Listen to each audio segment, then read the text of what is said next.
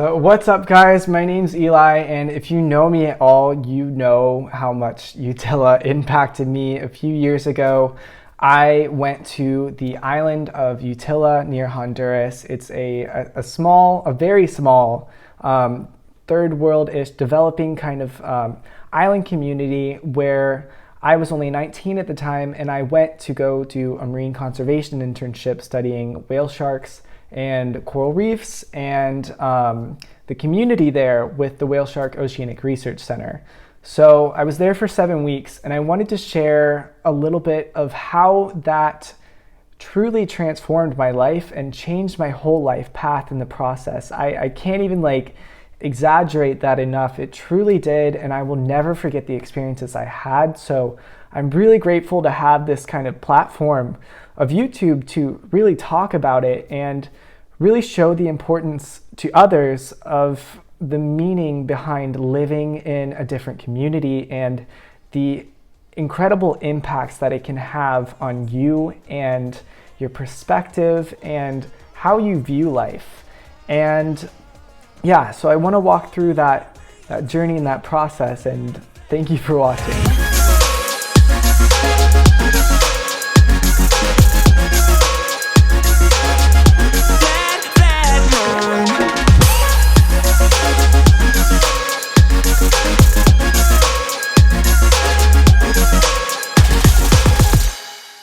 So when I first got to the island of Utila, I had to take 2 planes and a ferry to actually get there. I was just astounded at the beauty of the place. It was actual paradise. And the first week we spent scuba diving. I got my advanced open water certification.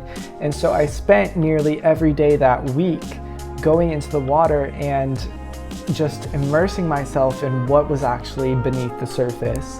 And I was just astounded at how much life there was and how much I'd never seen that much visibility, and it truly just started developing this really intense appreciation for it. And so at the end of the first week, I had the opportunity to do a fun dive with the organization I did the dive certification through, so I chose to do it.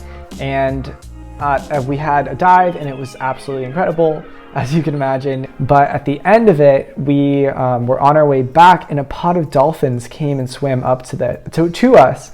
And I will just have to play the videos because I can't put words to how unbelievable this experience was.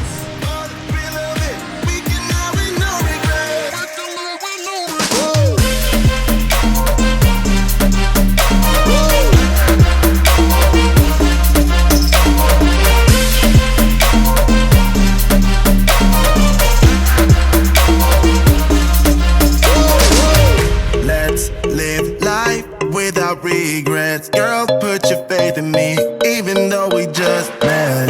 Let's forget about a curfew, cause all that is stuck in my head. It's me and you, pulse speed and my heart is racing, but I'm not sure I wanna pace it, cause it only does this with you. Our bodies meet, I can feel the tension, move us into the next dimension. Let's just let our bodies be true. We make out for the thrill of it, mess around for the thrill of it. Don't stop now, never let this end. For the thrill of it, we can have with no regret.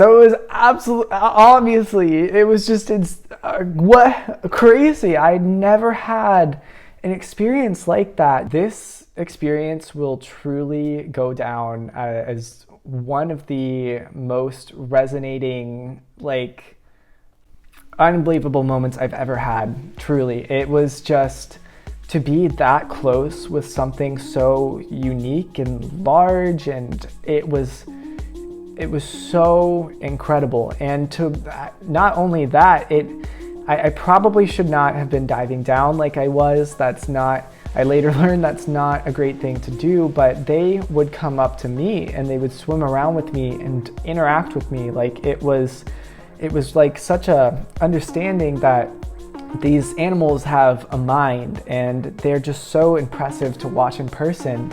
And I'll just never forget that experience. And so throughout the rest of the internship, we would dive like 3 to 4 times every week, and I just developed this intense appreciation for this ecosystem and this environment as I continued to see the beauty day after day of how just valuable it is just because of how beautiful it is. And then later on in the internship, so we were the Whale Shark Oceanic Research Center, but we only actually went out and saw whale sharks like not too often because it depended on like the weather, and also we had like a lot of other things that we did with the organization, but we actually hadn't seen one for a few weeks.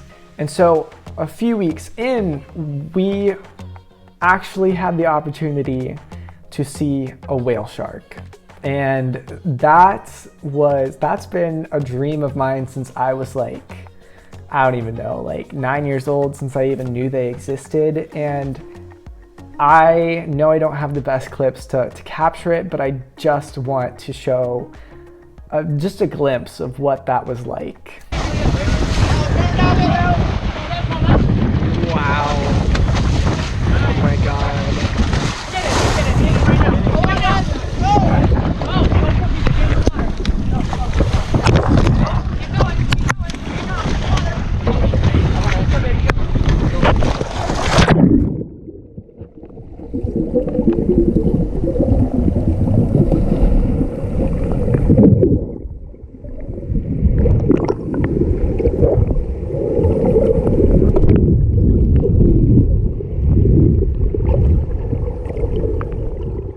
So it was truly amazing. And the reason I'm talking about all these experiences is to just really emphasize how much appreciation I was gathering for these things, living in this community, living in this place for an extended period of time was giving me appreciation for it, because I was getting to see in person how truly incredible it was. And so that's kind of like the first thing I want to emphasize about living abroad, is this level of like kind of the foundation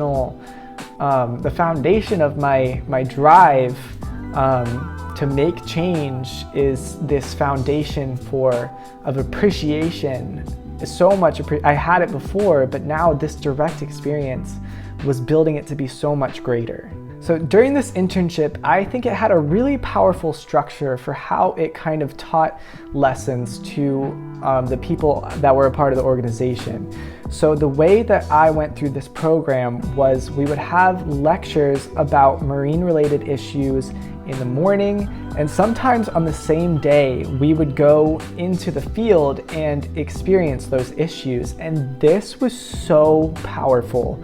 Now, I was a part of this program that was allowing me to go through that process, but I think this is something that just like can happen when you're living abroad in another country or in a different culture, because you just learn as you go. But anyway, the reason this was so powerful was because I already loved and appreciated this environment and for what it is, obviously, but I didn't necessarily understand what was happening with it or what any parts of it really meant.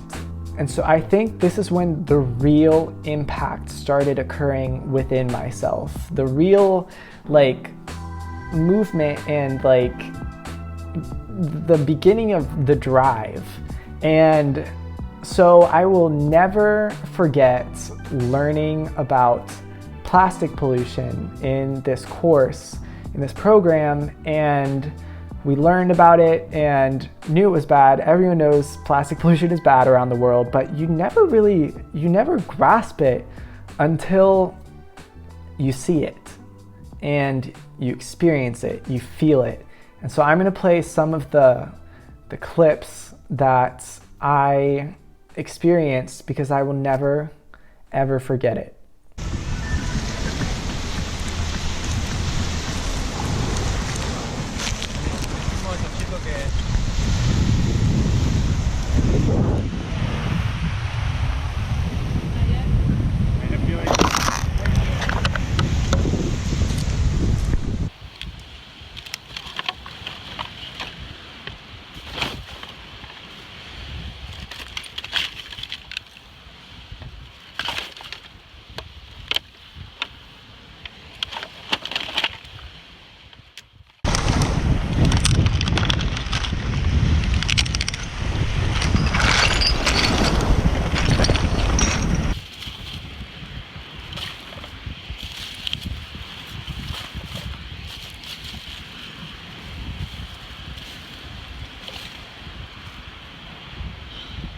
So I will never forget the first day, or it was literally the first week that we were there. I kind of learned about plastic pollution, but I think it was like the Sunday after I had gotten there, we decided to do a big cleanup, or there was a big cleanup happening. I guess they happen weekly there, and 70 volunteers came out. We all had our own trash bag. Everyone filled up their trash bag and more. So there were 70 plus trash bags worth of trash on this one beach, and I looked at it before and after, and it looked the same.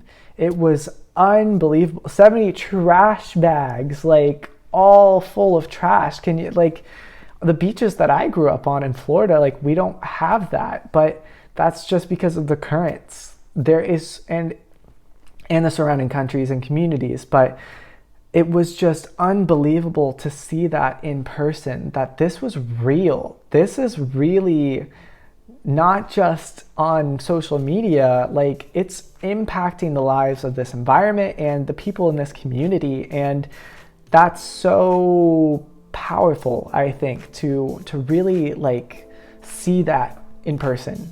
And so another huge thing that I began to understand on this island was coral disease, coral bleaching, and issues related to fishing.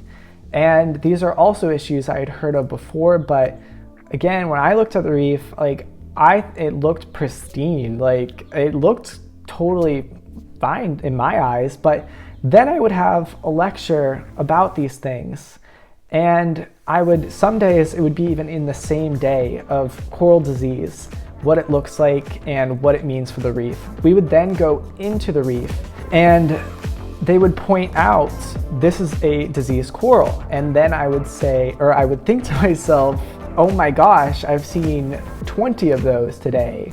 It was unbelievable, that process of recognition and experience that made me not just know it was an issue, but know it was a big issue, and know, like, to be able to contextualize that within that environment was so powerful.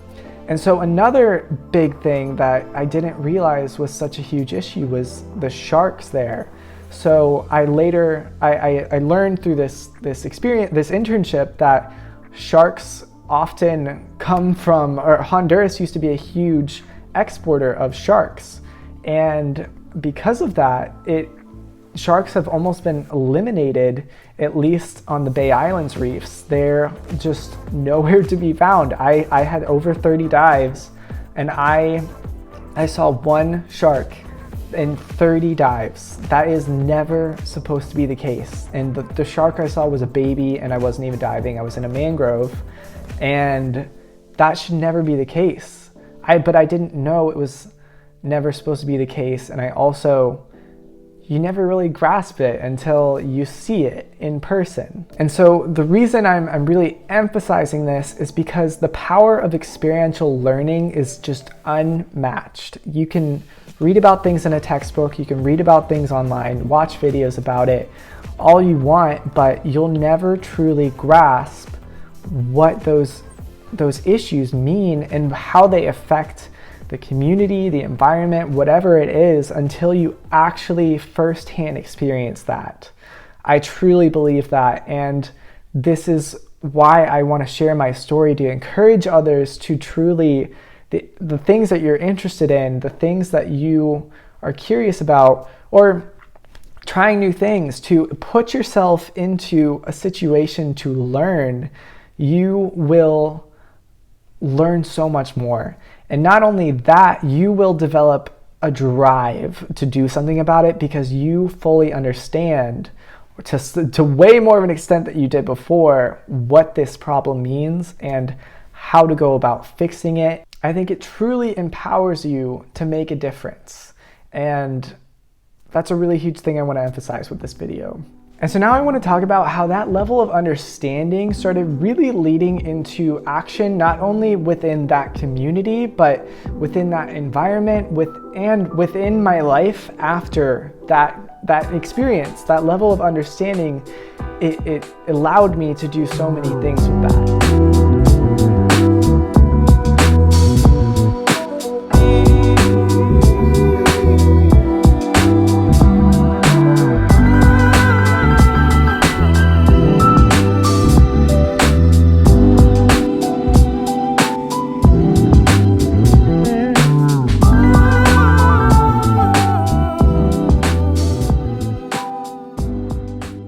So while we were on the island, we were able to give educational talks to different schools within that community, which was a really incredible thing to be a part of, because as I was learning about and starting to really appreciate all these huge issues with the environment, I was able to go to the community and start really talking about it with the people that it meant the most to and the people that have the most direct impact on it. So we would go to local schools, we also hosted seminars, and we would talk about things like plastic pollution and how to more sustainably interact with whale sharks with tourism. And so we also hosted expeditions to go see whale sharks around the island. That's what the island is really known for. This is like a huge hub for whale sharks. And so while we would do those expeditions, we would teach the tourists how to become more responsible tourists and interact with wildlife more responsibly. And sometimes when we didn't see any whale sharks, we would go to the reef and we would teach them things that we were learning about the reef and how to snorkel and interact with the reef more responsibly. So anyway, this was a really powerful kind of cycle that I was going through. I was first being inspired by the environment and how incredible it was. And then I was beginning to understand and take efforts to understand how it could be improved. And then I was able to take it one step even further to actually take action within that community to actually protect it, which was so motivating. That just left me so eager to keep doing it, to just keep learning, keep appreciating, and keep making a direct impact. I just wanted more of that. And so this even later on pushed me to pursue Fulbright. And I wanted to focus on small island resilience because this became my passion. This was what I had seen and understood, the things faced by a small island community, how special, unique, and beautiful they can be, and how challenging it can be to deal with all of the issues that are related to trying to be sustainable when you have so little to deal with. And I just think that whole concept is fascinating, and I just want to make an impact on it.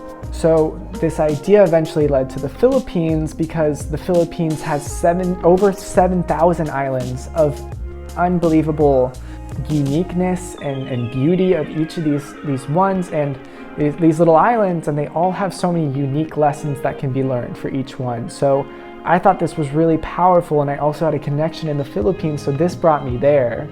And so I was able to, while I was applying to Fulbright, I was able to just pour my entire soul into this application because I had so much drive and passion behind it, because I knew the extent of these issues and the potential where they could be going and why it was worth fighting for. And this made it so much easier to pursue this really huge, like unbelievably competitive award, because I had the drive to do that from this experience that generated all of this passion. And so this is kind of what I want to leave off on, of if I had never done this internship, what would I be doing it all for? What would I be fighting for, and where would the drive come from?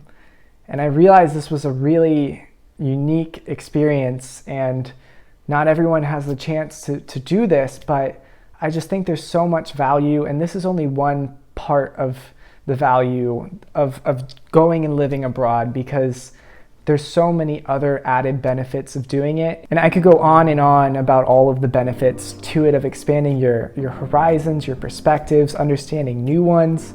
But this is just my story, and there's so many different ones that could be told. But I think that for whoever you are, whatever you're pursuing, immersing yourself in a new community, in a completely foreign community, has the potential to open your mind and open it to new perspectives, new ideas, and new solutions, and so many things that you would never really comprehend otherwise.